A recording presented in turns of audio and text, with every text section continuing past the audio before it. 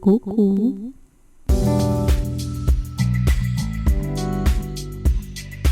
Проснулась этим утром и из вчерашних заметок записала для тебя подкаст. Прекрасного дня. Послушаешь?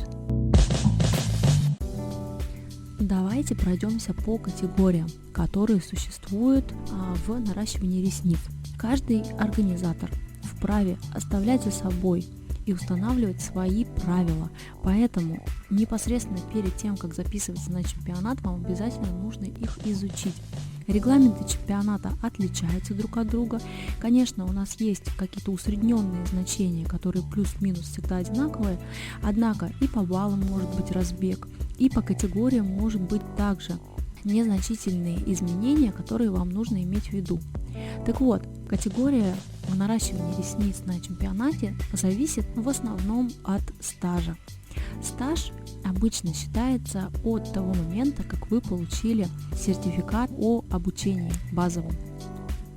Здесь нужно иметь в виду такой также вариант, что есть ведь мастера, которые не получили базового обучения, и, допустим, у них есть сертификат только лишь о повышении какой-то квалификации, либо они вообще не проходили никакого обучения. Чаще всего эти все нюансы не проверяются, и я сталкивалась еще даже в начале своего пути, и меня жутко бомбило от этой темы, что мастера часто скрывают свой фактический опыт работы. Но в самом деле это понятное дело, что это совершенно бесполезная история, за это можно попасть в дисквал и все такое, но смысл от этого не меняется. У меня не было никогда сертификата о прохождении базового обучения. Однако я до сих пор помню, что начало моей деятельности в наращивании ресниц – это декабрь 2011 года. Это декабрь 2012 года. Помню точно, и на год ошиблась. Я к чему это говорю? Мастер может не иметь диплома о базовом образовании, однако никогда я не имела такой привычки намеренно скрыть свой фактический опыт. Каждый участник должен быть в своей категории. Это важно. Не стоит завышать свой опыт, но также не стоит его занижать. Очень здорово, если юниор делает потрясающую работу, которая по баллам годится в тренерские, да? Однако это не значит, что он должен участвовать в тренерах. Каждый должен быть на своем месте. Если ваш опыт реально от 0 до года, то вы идете в юниоры. И очень классно, если вы делаете работы, которые способны еще посоревноваться с высшими категориями. Это здорово. Юниорскую категорию признано считать самой такой начальной. Новичкам работать сложнее, потому что они чаще всего не знают не только нюансов, как происходит чемпионат, они идут первый раз, но и плюс ко всему у них еще очень мало опыта, тогда как, конечно, тренер тоже, может быть, пойдет впервые участвовать на чемпионате, и это для него будет новая история, однако опыт за плечами уже позволяет себя чувствовать, немного более, конечно, уверенным. Есть чемпионаты, которые говорят, что нужно скрывать категорию от судейской коллегии, что судейской коллегии не обязательно знать, кто это сделал, юниор это сделал или профи.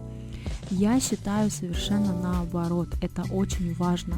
Очень важно знать, какой опыт у этого мастера, были ли у него победы до этого, занимается ли он преподавательской деятельностью. И когда я вижу в категории юниоры потрясающую работу, почему я не могу поставить ей выше балл? Конечно, это влияет. Понятное дело, что я не ставлю по этому принципу, однако это всего лишь мастер, это всего лишь какой-то новичок, который обучился несколько месяцев назад, и он такие работы выдает, конечно, я и завышу. Я вполне могу дать с удовольствием плюс дополнительные баллы или завысить хотя бы на 1 балл основные критерии, потому что это действительно круто. Та же самая история, когда я смотрю работу экспертов, и тогда мне реально хочется немножко плакать. это высшая категория, они должны там просто состязаться, невероятные какие-то силачи, просто гиганты, просто исполины в своей профессии, но работы оставляют желать лучшего, и, конечно, когда я вижу, что эксперт не смог просто сделать минимум, что от него требуется на чемпионате, то, это несерьезно, и реально экспертные работы, тренерские работы обязаны быть сильными.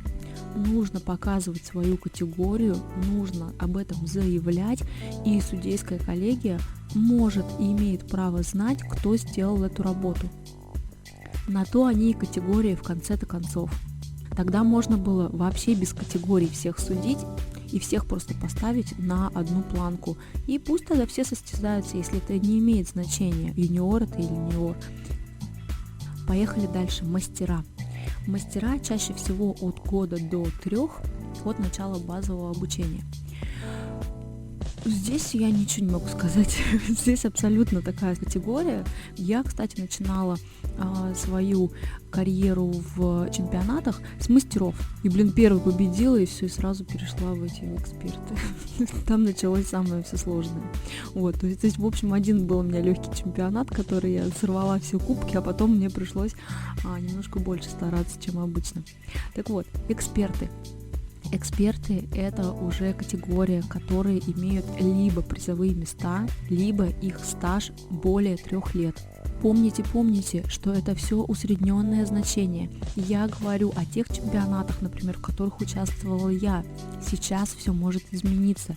Сейчас могут юниоров и мастеров совмещать, профи и экспертов совмещать. Сейчас появилась отдельная категория тренер.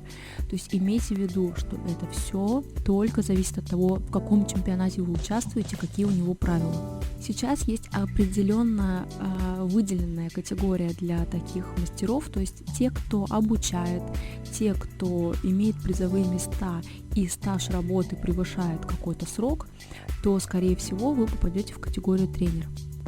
Но в категорию тренер, кстати, попадают сейчас все, независимо от стажа. Вы можете обучиться 3 дня назад и заявить о том, что вы преподаете, и, соответственно, вы попадаете в категорию тренер. Именно поэтому сейчас на регистрации в какой-либо номинации в категории тренер просто стоят огромные очереди. Юниоры, мастера, эксперты просто пролетают, очень быстро все регистрируются, а мы выставим вот эти вот длиннючие очереди по 100 человек. В тренерах реально очень сложно участвовать сейчас, потому что слишком много участников претендует на места, то есть там буквально прямо чуть ли не в сотых баллах все это высчитывается, и призовое место реально вырвать сложно. И, кстати, не потому, что все очень крутые, количество не значит качество. Быть тренером, все-таки быть преподавателем – это особый навык, который должен реализоваться, этот потенциал, только в том случае, если у вас есть что передать ученикам, у вас есть какая-то своя методика. Не какая-то, а у вас есть конкретная методика. Огромное заблуждение считать, что если вы назоветесь судьей и отсудите, посмотрите работы в чемпионате, то это вам добавит какой-то значимости, конечно же, нет. Я вообще считаю, что не стоит так сильно стремиться и придавать столько значения этому слову судья и тренер. Судья также должен обладать необходимым количеством знаний, насмотренностью. Вы понимаете, что когда сидит в судейской коллегии человек, который, собственно, вообще мало что понимает в наращивании ресниц, обучился-то, собственно, недавно и просто вчера выиграл какой-то кубок на чемпионате, и ему позволили участвовать в судейской коллегии, это несерьезно, это действительно не профессионально. Стремиться в категорию тренера не стоит, делать там нечего, поэтому сидите в своих мастерах, пожалуйста, сидите в юниорчиках. Каждая категория по-своему хороша, и нужно проходить все эти этапы шаг за шагом и становиться мастером-профессионалом постепенно. Нередки случаи выяснения таких ситуаций, когда мастера намеренно скрывают свою категорию, свой стаж. Это очень унизительно, на мой взгляд, действительно. И аргументы этих мастеров, что нет, так я же просто обучила, это вообще не считается. Или я выигрывала, но это просто 3 место было какое-то несерьезное. Этот чемпионат был очень маленький, региональный, это тоже не считается. То есть удивляют эти двойные стандарты. Когда вы получаете это третье место или там преподаете, то вы себя позиционируете как профессионал, как эксперт. А когда вам нужно с такими же экспертами участвовать и соревноваться, то вы сразу принижаете свою значимость и говорите: да нет, это всего лишь вот я тут однажды, это вообще ничего не значит. Так это все-таки для вас что-то значит или не значит ничего? Уже надо определиться.